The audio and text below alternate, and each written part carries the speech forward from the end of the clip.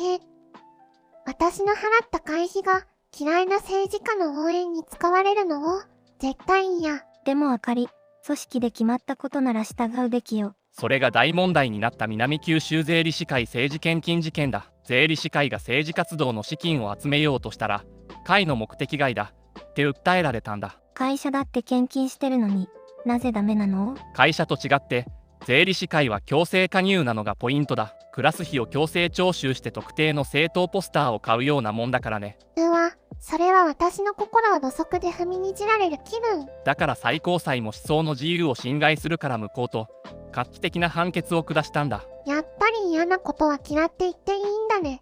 続きは本編で。